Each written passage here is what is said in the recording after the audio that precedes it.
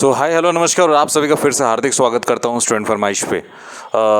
दोस्तों आज भी IBPS RRB clerk preliminary examination चल रहा है और ये वीडियो जो मैं बना रहा हूँ करीबन 12 बजे ये वीडियो बना रहा हूँ। पब्लिश करते करते 12:20 12:25 हो जाएगा और तब तक शायद सेकंड शिफ्ट भी लोग या तो ख़त्म कर रहे होंगे या तो बाहर निकल चुके होंगे। बट एनीवेज मेरा ये कहना है दोस्तों कि हमको प्रॉपर एनालिसिस का जानकारी नहीं रहता है। आप इस वीडियो को देख रहे हैं तो डेफिनेटली आपको अच्छा लगेगा क्योंकि मैं सटीक रिव्यू भी दूंगा और सटीक एनालिसिस भी आप सभी के सामने प्रेजेंट करूंगा। देखो सबसे पहले मैं बता दूं कि एज यूजुअल जो रहता है कि पहला शिफ्ट थोड़ा सा ईजी रहे, ये भी रहा, कोई डिफरेंट नहीं रहा। लेकिन मेरा मानना है दोस्तों कि न्यूमेरिकल एबिलिटी जो कहा जाता है ना उसको चेंज कर देना चाहिए नाम और उसको क्वान्टिटेटिव एप्टीट्यूड ही रख देना चाहिए। क्योंकि न्यूमेरिकल एबिलिटी का खेल क्या होता है, वहाँ पे सिंप्लीफिकेशन काफ़ी ईजी क्वेश्चन आते हैं, वहाँ पे आपको मैथमेटिकल सम्स जो होते हैं जहाँ पे आपको वर्ड प्रॉब्लम्स पूछे जाते हैं वो काफ़ी कम क्वेश्चंस होते हैं, लेकिन यहाँ पे तो ज़्यादा ही पूछा जाता है आजकल और टफ भी होता है। बट एनीवेज क्वांट मेरे को थोड़ा मॉडरेट साइड में लगा।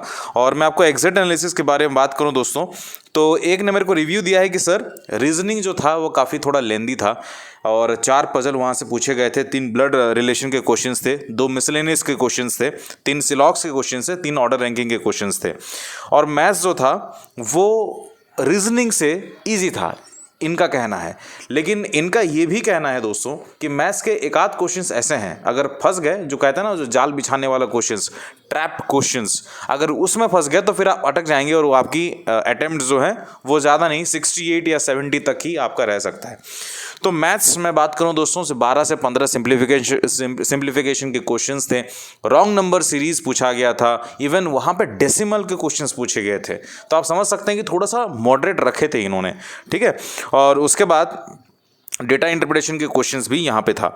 एक और चीज़ मैं आपको बता दूं, एक और ने मेरे को यहाँ पे ये रिव्यू दिया है कि सिंप्लीफिकेशन क्वेश्चन जो पूछे गए थे वहाँ पे पेन एंड पेपर की दरकार नहीं थी, अगर आप चाहो तो टिप ऑफ द टंग में आप आंसर बना सकते थे। और जो रॉन्ग नंबर सीरीज था वो थोड़ा सा कैलकुलेटिव था, डिफरेंस ढूंढने वाला क्वेश्चन था, डेसिमल के क्वेश्चन था जो आपको मैंने आप सभी को बताया। लेकिन क्वांट ईजी था, राइट। क्वांट ईजी इसलिए था क्योंकि आप 2-3 क्वेश्चन को छोड़ दें तो फिर आप कॉन्फिडेंस बाकी सारे क्वेश्चन में आप ले सकते हैं। और रीजनिंग की बात करें तो वहाँ पे भी जो मैंने आप सभी को रिव्यू दिया उसी तरीके से क्वेश्चंस पूछे गए हैं। एक और मैं आपको बता दूं, एक क्वांट के बारे में बात कर रहा हूं, एक प्रॉफिट लॉस का क्वेश्चन था, उसमें 6210 का एक आंसर आया है जो मेरे को एक रिव्यू मिला है। अगर आपका भी आया है तो बिल्कुल कमेंट के सेक्शन में बताइएगा। पार्टनरशिप का एक क्वेश्चन है, वहाँ पे 1,71,000 का एक आंसर आया है। और एक और चीज़ मैं आपको बता दूं, और मेरे को जितना बहुत सारे रिव्यूज़ मिला है, एक तो आपको पता होगा दोस्तों कि एक फ्लोर बेस्ड पजल पूछा गया था, फ्लैट फ्लोर बेस्ड पजल, और अनसर्टेन्ड पजल भी था, अनसर्टेन नंबर ऑफ पीपल, वो सिटिंग अरेंजमेंट के ऊपर क्वेश्चन था। उसका आंसर क्या होगा मेरे को कमेंट के सेक्शन में बताइएगा। प्रोबेबिलिटी को लेकर लोग डाउट कर रहे थे कि प्रोबेबिलिटी का क्वेश्चन आया था कि नहीं आया था, नहीं आया था, इस शिफ्ट में बिल्कुल नहीं पूछा गया था। और कई लोगों का 72, किसी ने मेरे को लिखा है 74, 75 फ्रॉम केरला, किसी ने लिखा है 74 फ्रॉम महाराष्ट्र। तो इस तरीके से क्वेश्चंस पूछे गए थे। डिटेल्ड में और थोड़ा सा बता दूं, सिटिंग अरेंजमेंट के ऊपर ज़्यादा क्वेश्चंस देखने को मिल रहा है। आप अगर पिछले 7 तारीख का एग्जाम को भी देखेंगे तो सिटिंग अरेंजमेंट पे ज़्यादा क्वेश्चंस था। और इस बार भी सिटिंग अरेंजमेंट में आपको लीनियर सिटिंग अरेंजमेंट मिला है, स्क्वायर सिटिंग अरेंजमेंट मिला है, अनसर्टेन नंबर ऑफ पर्सन्स जो मैंने आप सभी को बताया उसके ऊपर एक क्वेश्चन था। पजल फ्लैट पजल था, फ्लैट फ्लोर बेस्ड पजल था, उसके ऊपर भी एक क्वेश्चन देने को मिला है। सिलॉक्स के 3 या 4 क्वेश्चंस थे। और जो अल्फा न्यूमेरिक सीरीज होता है वो 5-5 क्वेश्चंस आपको देखने को मिला है। ब्लड रिलेशन के 3 क्वेश्चन है, मिसलेनियस के 2 क्वेश्चंस है।